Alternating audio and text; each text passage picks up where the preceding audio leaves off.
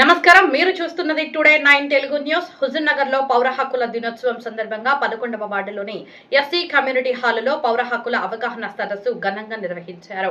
ఈ కార్యక్రమానికి municipal chairman Dontagani Srinivas Goud ముఖ్య అతిథిగా హాజరై రాజ్యాంగం కల్పించిన మౌలిక హక్కులతో పాటు ప్రతి పౌరుడు తన విధులను కూడా బాధ్యతగా నిర్వర్తించాలని పిలుపునిచ్చారు. ఈ కార్యక్రమంలో అధికారులు, ప్రజాప్రతినిధులు, కౌన్సిలర్లు, విద్యార్థులు, స్థానికులు పెద్ద సంఖ్యలో పాల్గొన్నారు. పూర్తి వివరాలు ఈ కథనంలో. ఈ రోజు పౌర హక్కుల దినోత్సవ కార్యక్రమాన్ని ఏర్పాటు చేసిన కమిషనర్ గారికి, ఈ వార్డు కౌన్సిలర్ చంద్రశేఖర్ రెడ్డి గారికి, ఎస్ఐ బాలరాం రెడ్డి గారికి, మున్సిపల్ కౌన్సిలర్ సంపత్ రెడ్డి గారికి, అలాగే మా తోటి ఆల్వార్ కౌన్సిలర్ సభ్యులు చంద్ర నారాయణ గారికి, అలాగే ఎంపీసీ నాయకులు ముఖ్యరెడ్డి గారికి, ఇక్కడ ఉన్న రైతుల గారికి, రామయ్య శానిటైజర్ అశోక్ గారికి, అందరూ కూడా పేరు పేరు ఇక్కడికి వచ్చిన ఆర్పీ సిబ్బంది అందరూ కూడా పేరు పేరున ధన్యవాదాలు.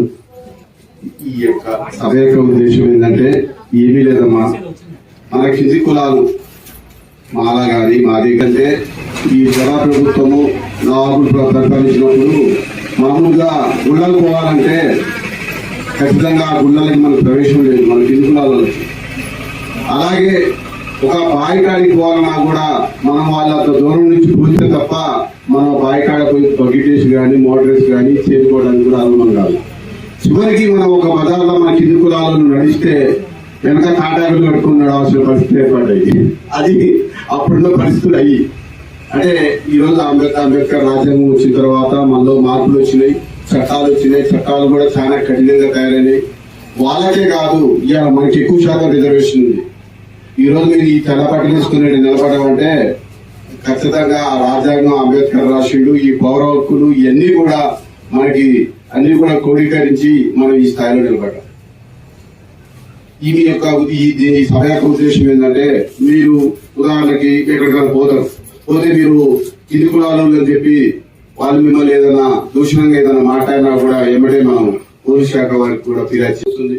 మనకి ఏ విధంగా ఇబ్బంది వచ్చినప్పుడు కొన్ని చట్టాలు అనేది చేయడం జరుగుతుంది. ఆ చట్టాల ప్రకారం ప్రతి ఒక్కరు కూడా బాధ్యతగా నడవాల్సిన పరిస్థితులు అయితే ఏర్పడ్డాయి. యువతి గతంలో ఎక్కడికి కూడా పోలేని పరిస్థితులు ఉన్నాయి.